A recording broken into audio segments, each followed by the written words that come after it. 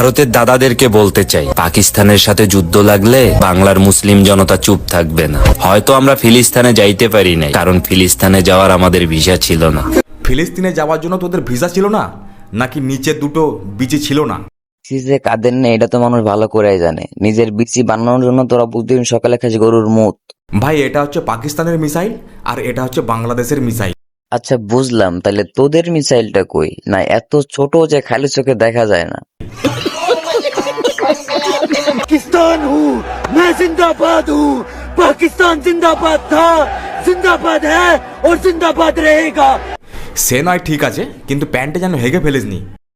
ওই চিন্তা তোর করা লাগবে না, ওদের হাঁকার মতো জায়গা আছে, তোদের তোর হাঁকার মতো জায়গা নেই, মাঠে গাইটে যে মেরে দেওয়া লাগে।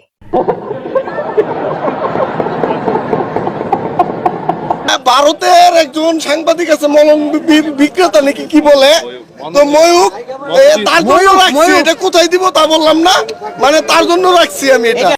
এই মূলটা ময়ূক রঞ্জনের জন্য রাখতে হবে না, নিজের বাড়িতে গিয়ে রাখ, দেখবি মা বোনের কাজ লেগে গেছে।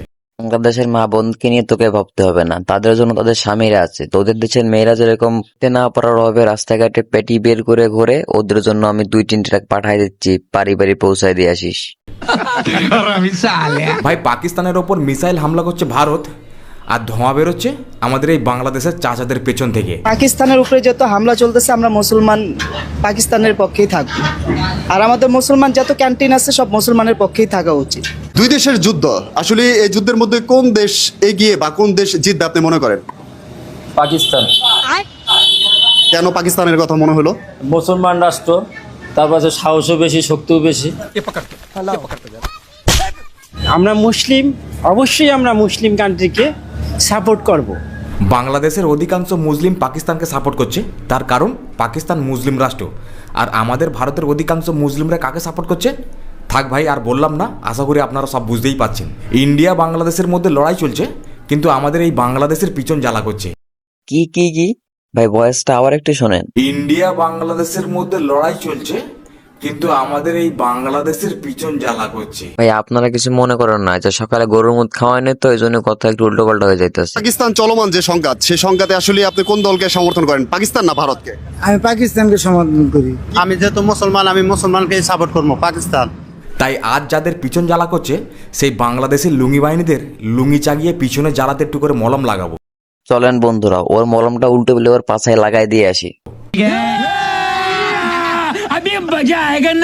ভাই শুধু তাই নয়, একটা বাংলাদেশের মুখে ভাষা শুনুন, আমাদের ইন্ডিয়া নাকি যুদ্ধ শুরু হওয়ার আগে ভয়ে পালিয়ে যায়। যারা পাকিস্তানের পক্ষ নিয়েছো তারা শোনো, আমি একজন বাংলাদেশি মুসলমান হিসেবে বলছি, ইন্ডিয়া কখনো যুদ্ধে হারে না।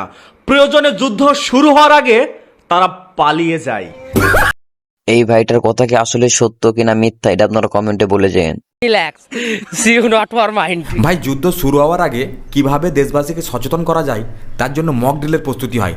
আর সেই মক ড্রিলে কিভাবে সাইরেন বাজানো হয়, সেটা ভাই বাংলাদেশের কাছ থেকে শেখা উচিত।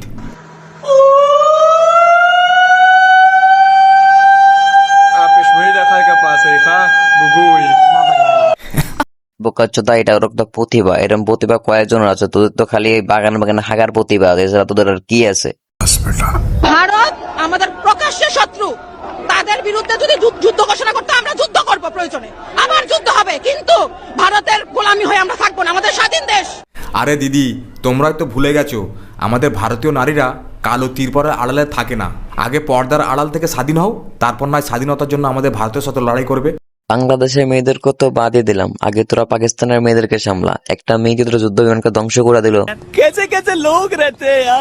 হতো হচ্ছে জঙ্গি, আর আহত হচ্ছে বাংলাদেশের লুঙ্গি।